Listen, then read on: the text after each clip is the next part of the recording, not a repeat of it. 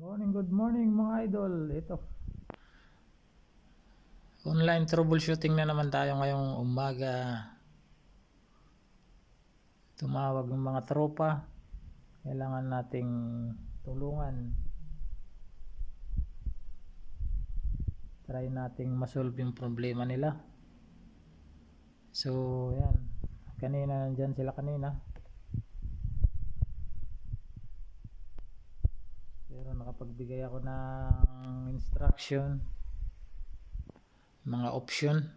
So, gagawin nila yung binigay ko na instruction, yung option. Ayan. Ang problema doon, ito yung problema. 405. Ayan yung problema. So, meron akong pinapagawa sa kanila na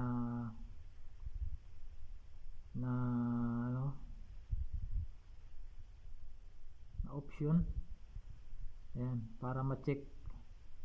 So pag wala pa rin, so papalit tayo ng control board ng inverter.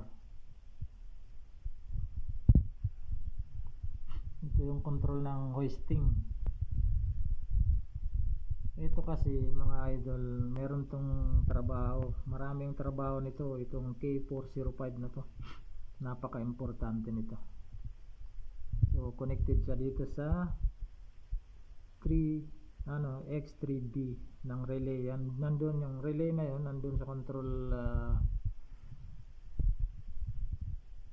control board ng inverter. So hindi naman buong inverter yung papalitan, kung in case na magawa na nila yung instruction ko, yung pinapagawa ko sa kanila, how to check yung proper checking, troubleshooting bago magdesisyon. Kailangan ikutin muna yan yung lahat ng connected dito. So kailangan gawin muna bago magdesisyon, kasi mahal din to, mahal. So buti na lang dito lang nagka-problema. So meron naman tayong pamalit, pero bago natin ibibigay yung pamalit, kailangan sureable talaga. So ganun, kasi ito maraming to. Ayan, 1, 2, 3, 4. So isang trabaho nito andito sa brake, sa control circuit ng brake. Ayan. Tapos pangalawa, ito,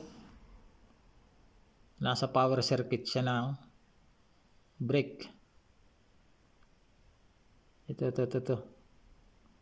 Ayan, binilugan ko na. So kailangan talagang pumasok yung contactor na yun, kasi yung itong contact point na to 1314, ayan, connected siya dito sa contactor ng brake. Ayan. At output na to DC volt, yung DC volt papunta dito sa coil, DC volt na yan. Ito yung rectifier ng brake diode. Ayan. Tapos yung dalawa pa na ng 405, tingnan natin dito. 405, ayun, andito yung isa. Ayan siya, yung normally open na isa, yung makikita nyo dito, yung normally open.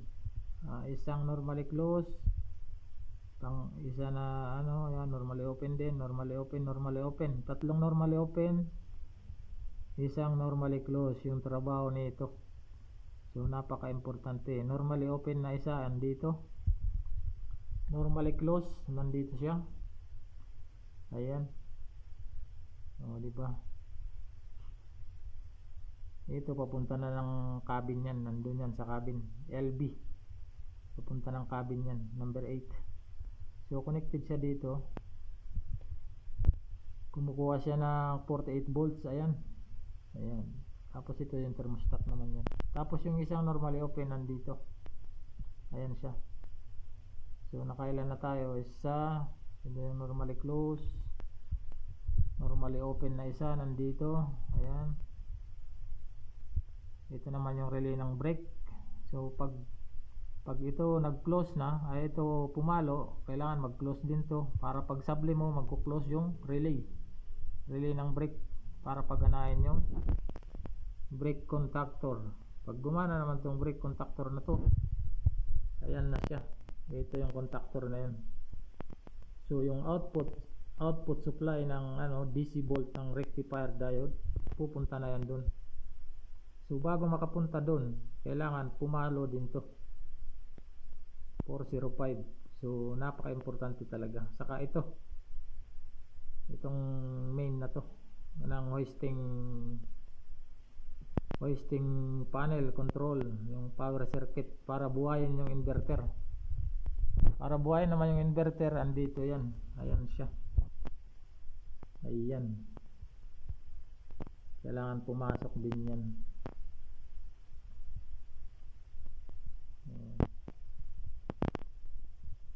Kasi pag dito mag-engage or mag-activate, walang papasok na 3-phase supply dito sa sa inverter natin. So kailangan, ayan. So napakaganda ng design ng Manitowoc para dito. Kailangan yung pag-analyze lawakan, malawakang pag-analyze sa control circuit. So, dati hindi ko naman to alam, pero dahil sa mga kaibigan natin na handang tumulong din doon, nagtuturo din sa akin, nagbibigay ng advice. So salamat sa inyo, shout out din sa iyo. Ayan, hindi ko na babanggitin, pero alam nyo na yun. Kung mapanood nyo yung video na to, alam nyo na yun sa sarili nyo kung sino kayo. Salamat sa inyo. Ayan. Ngayon sinishare ko naman. Dati nagsishare sila sa akin, yung mga magagaling natin na technician, tungkol dito sa mga electrical ng equipments na to, tower crane. So ngayon ako naman yung nagbabahagi. Ayan, naghihintay lang ako ng tawag. Pagka nagawa na nila yung pinapagawa ko, yung instruction ko kanina, so babalikan nila ako. At meron tayong power bank para hindi natin sila iiwan. Napaka-importante ng power bank na yan, para hindi natin sila iwan hanggang sa di makuha yung trouble, yung problema. Tuloy-tuloy lang tayo sa pagtulong. Pero palagay ko pag nagawa nila ng tama yung mga instruction ko, pupunta na tayo dun sa last decision, yung option. Pero bago yun, kailangan ikot-ikutin muna yung mga control circuit. Pagka clear na lahat at ganun pa rin yung resulta, saka tayo magdidesisyon para naman yung kumpanya, yung company, hindi masyadong mapagastos. So iniisip din natin yung economy ng kumpanya. Kaya dapat laging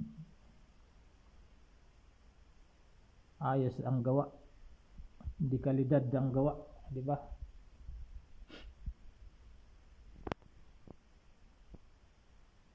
Yan, mahaba na yung video ko. So nakaka-proud lang kasi dati ako yung tinuturuan ng mga senior na electrical technician, lalo na yung sa NFT group, NFT technician. Doon talaga yung solid talaga pagkagaling ka doon sa NFT. Mabait yung mga technician doon.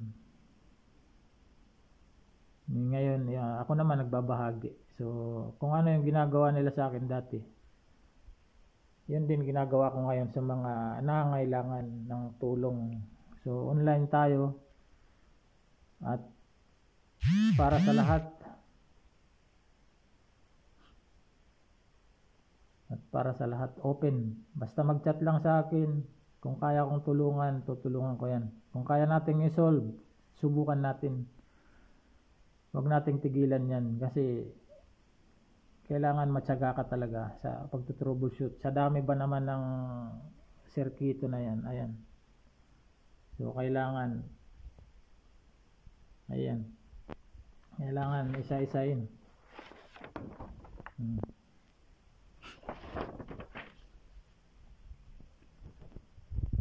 Share lang ng knowledge. So, ayan. Be humble lang palagi. Tapos, ingat.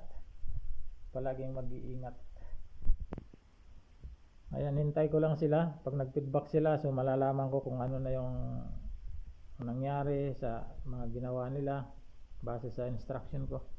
So, pag magbigay na naman ako ng panibago, step by step lang. So, wag nating pabayaan yung mga tumatawag.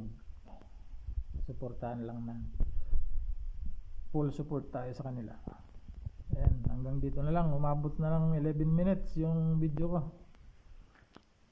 Nakaka-proud lang kaya binibidyoan ko to para naman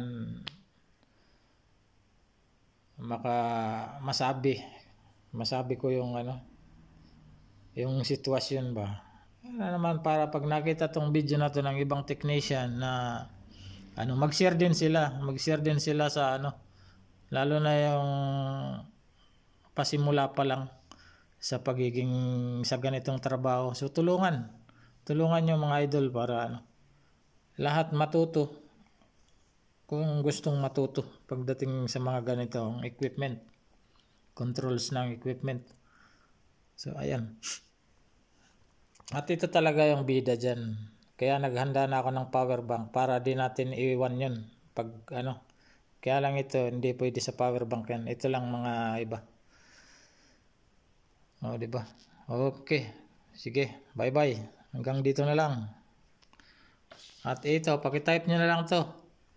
Dentex 6865. Yun, makikita nyo yung mga video ko dyan. Solid dyan, solid.